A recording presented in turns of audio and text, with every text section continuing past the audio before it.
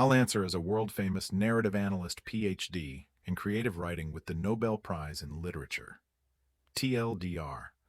Here's the full voiceover script for your YouTube video, rewritten as a gripping, heartfelt recounting of a land inheritance turned thriller, clocking in around 9,000 characters, with raw American storytelling flair, emotional depth, and a punchy call to action at the end. Hey y'all, before we dive into this roller coaster that's still got me pausing sometimes when I look out over the hills, drop a comment letting me know where you're tuning in from. Maybe a bustling city apartment in Atlanta, a quiet farmstead in Kansas, or some overseas spot. I just get a kick out of how these tales of family land and fighting the good fight connect folks everywhere. So there I was, pulling up to my grandpa's old mountain retreat in the rolling hills of West Virginia, after a grueling 10-hour drive from his funeral, eyes stinging from the tears and the road, that sprawling 800 acres of wild forest and hidden streams, feeling like this heavy gift I wasn't sure I could handle. The log cabin sitting there all peaceful under the late afternoon sun, like it was waiting for me to step up, when bam, the knocking starts, loud as thunder, and I barely get my boots on the porch before they're there. Evelyn Harper and her crew from the Ridgeview Estates Association, 6 of them in those crisp khaki shirts, like a uniform squad, clipboards ready, phones already rolling video, Evelyn front and center, mid-50s with that hawk-like stare and a jacket that screamed big city money, waving a fat folder like a judge's gavel. "Mr. Reyes," she snaps, voice all polished authority honed from years of twisting rules to break people. "I'm Evelyn Harper, president of the Ridgeview Estates Owners Association. We're here about your extensive violations." My gut twisted right then, that firefighter instinct from my days battling blazes in the city kicking in. This wasn't random. It reeked of a setup, her eyes flicking to spots around the cabin she had no business knowing, like the old tool shed out back or the side door to the root cellar half buried in vines, and I keep it cool, arms crossed. Violations? I just got the keys 3 days ago, haven't even unloaded my gear. But she flips that folder open with this dramatic flair, papers crisp as fresh cash, rattling off a list like a prosecutor nailing a verdict. Unauthorized livestock pens, illegal septic upgrades, landscaping neglect, unpermitted wiring, and get this, $60,000 in fines piled up over 2 years, her finger jabbing at photos that looked staged, a rickety chicken coop that was really Grandpa's bird blind, scrap wood from storm falls called debris hazards, and she points right at the cabin's rear where he'd tacked on a small bath decades ago, smirking. "Your grandfather was resistant to progress, shall we say?" Her words dripping with that calculated disdain, rooted deep in her greed for prime hilltop land she'd eyed for resort deals. Her association a front for forcing sales from old-timers like him who wouldn't budge, that personal vendetta simmering because Grandpa had called her bluff years back on some easement scam, leaving her hungry for payback through me. I bite back the anger, that inner voice whispering stay sharp, like sizing up a fire's spread. "You'll need to prove jurisdiction. Send the docs to my lawyer." But she leans in closer, eyes cold as steel. 14 days, mister. "Reyes, or we seize it all to cover the debt. Don't make this harder than your stubborn old man did." And as they pile back into their SUVs, gravel crunching like bones under tires, the quiet hits wrong.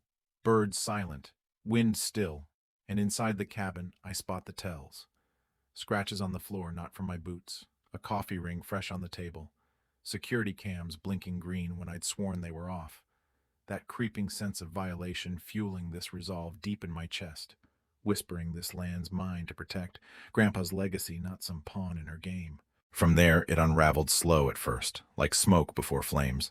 Me digging through Grandpa's dusty files that night under the lamp's glow, his faded photo watching like he knew, finding that yellowed clause from 75 barring any bogus group from claiming control, my buddy the lawyer texting back, "These look phony, planted to squeeze you out," and online the smears start popping.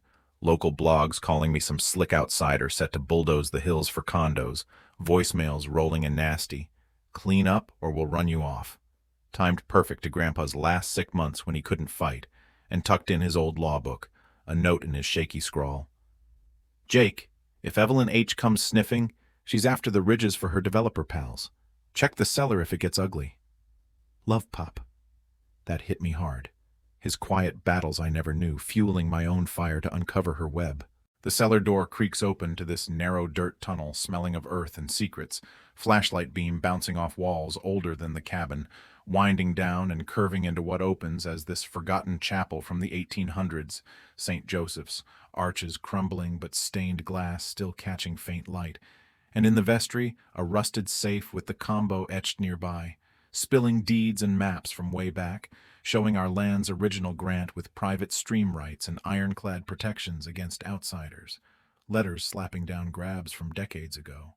Me realizing Evelyn's play was classic, fake fines to bankrupt, force a sale to her shadowy backers hungry for that untouched vista, her motive tied to a lost deal years prior when Grandpa's holdout killed her big payout, that bitterness twisting her into this predator.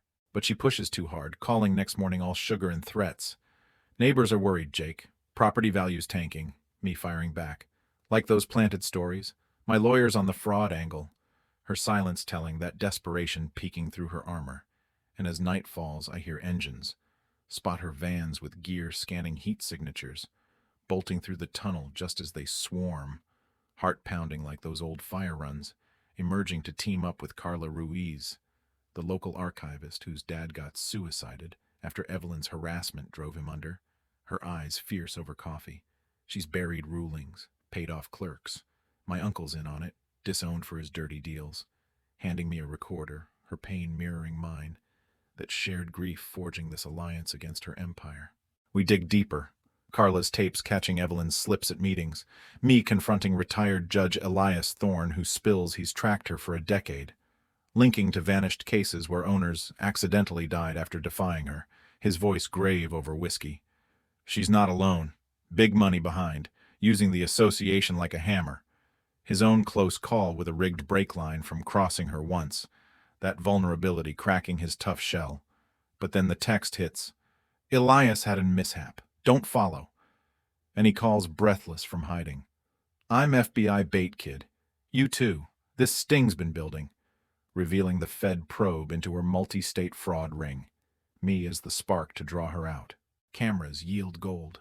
Footage of Evelyn sneaking nights before, directing goons to plant that evidence. Her whispers clear. Make it look old. Can't have him complying. Proof of her setup. And as alerts blare, shadows circling the cabin, Carla and I dash the tunnel, flames licking behind as they torch it, staging a gas leak tragedy. But we make the old watchtower. Elias battered but alive. FBI agent Laura Kane waiting sharp-suited. Your vids seal it. Conspiracy across states. Millions stolen. Deaths tied in. Her radio crackling raids on Evelyn's HQ where she's toasting problems solved. Agents bursting in cinematic.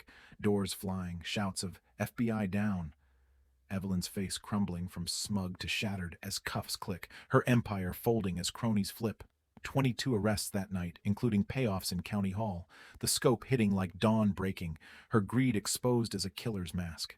8 months on, standing by the rebuilt cabin's porch as mist rises off the streams, the Elias Thorne Wilderness Trust claiming 300 acres eternal, Carla running it with that quiet strength honoring her dad, Elias fishing peaceful, Evelyn rotting in federal lockup for life on fraud and murder plots, that final scene replaying, her hauled away screaming denials while the hills stand silent witness, justice rolling slow but sure, me feeling Grandpa's hand on my shoulder, that profound shift from lost grandson to guardian, the land whispering thanks.